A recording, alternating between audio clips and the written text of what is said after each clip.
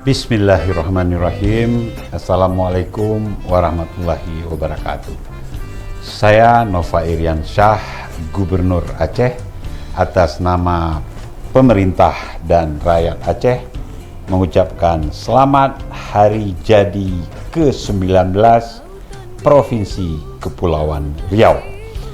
Meskipun usia yang relatif masih muda, Provinsi Kepulauan Riau, kita semua tahu, terus giat membangun dan telah menjelma menjadi sebuah kawasan yang maju dan sangat strategis.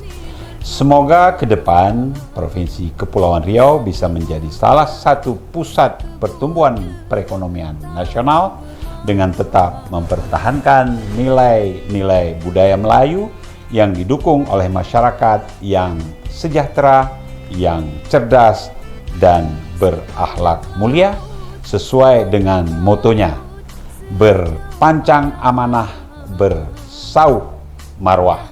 Terima kasih. Billahi taufik wal hidayah. Wassalamualaikum warahmatullahi wabarakatuh.